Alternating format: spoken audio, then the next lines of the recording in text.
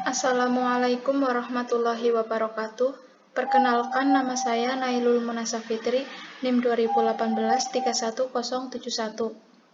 Saya dari kelompok 6. Di sini saya akan membahas bab 6 mengenai multimedia interaktif dalam pembelajaran. Yang pertama ada karakteristik dan kemampuan multimedia interaktif dalam pembelajaran. Menurut Munir tahun 2013, karakteristik multimedia pembelajaran interaktif tidak dapat dipisahkan dari peran dan kemampuan yang dimilikinya. Oleh sebab itu, secara umum, sebuah multimedia pembelajaran interaktif harus memiliki karakteristik sebagai berikut. Yang pertama, mempunyai lebih dari satu jenis media yang konvergen. Contohnya seperti menggabungkan unsur audio dan visual. Yang kedua, bersifat interaktif, yang artinya mempunyai kemampuan untuk mengakomodasi respon pengguna atau siswa. Kegiatan mengakomodasi respon ini terdiri dari kontrol pengguna untuk mengoperasikan multimedia pembelajaran interaktif, serta respon feedback dari program. Dan yang ketiga, bersifat mandiri, dalam arti memberikan kemudahan dan kelengkapan isi sehingga pengguna dapat menggunakannya tanpa harus dibimbing orang lain. Kemudian ada karakteristik kemampuan multimedia interaktif yang ditunjang dari segi fungsi. Yang pertama, mampu memperkuat respon pengguna secepatnya dan sesering mungkin. Yang kedua, mampu memberikan kesempatan kepada siswa untuk mengontrol laju kecepatan belajarnya sendiri. Yang ketiga, memperhatikan bahwa siswa mengikuti suatu urutan yang jelas dan terkendalikan.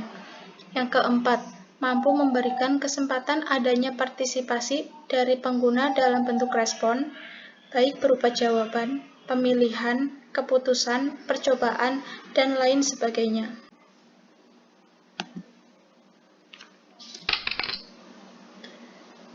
Kemudian, ada pengaruh multimedia interaktif dalam pembelajaran. Yang pertama, berkaitan dengan orientasi filosofis. Terdapat dua masalah orientasi filosofis yang muncul akibat penerapan teknologi multimedia, yakni yang pertama, masalah yang berasal dari pandangan kaum objektivis, di mana kaum objektivis menilai desain multimedia sebagai sesuatu yang sangat real, yang dapat membantu pendidikan siswa menuju kepada tujuan yang diharapkan. Kemudian yang kedua, masalah yang berasal dari pandangan kaum konstruktivis, yakni berpendapat bahwa pengetahuan hendaklah dibentuk oleh siswa sendiri berdasarkan penafsirannya terhadap pengalaman dan gejala hidup yang dialami.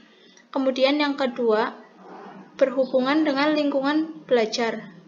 Lingkungan belajar multimedia interaktif dapat dikategorikan dalam 3 jenis, yakni lingkungan preskriptif, di mana menekankan bahwa prestasi belajar merupakan pencapaian dari tujuan-tujuan belajar yang ditetapkan secara eksternal. Yang kedua, lingkungan belajar demokratis, yang menekankan kontrol proaktif siswa atas proses belajarnya sendiri. Kemudian yang ketiga, lingkungan belajar sibernetik, yang menekankan saling ketergantungan antara sistem belajar dan siswa. Yang ketiga, berhubungan dengan desain instruksional.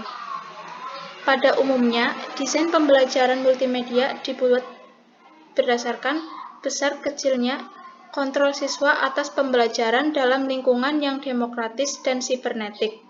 Kegiatan pembelajaran multimedia bervariasi dan tersedia untuk siswa pada saat kapan saja dan dalam berbagai bentuk sehingga bisa merenuskan kebutuhan-kebutuhan yang ditetapkan siswa sendiri. Yang keempat, berkaitan dengan umpan balik atau feedback.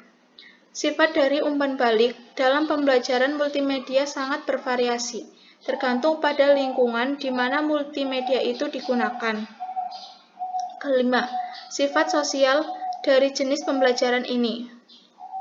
Artinya, banyak kritik telah dilontarkan terhadap pembelajaran multimedia sebagai pembelajaran yang bersifat isolatif, sehingga bertentangan dengan tujuan sosial dari sekolah. Yang terakhir adalah kumpulan dari daftar pustaka.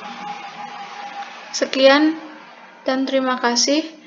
Kurang lebihnya mohon maaf. Wassalamualaikum warahmatullahi wabarakatuh.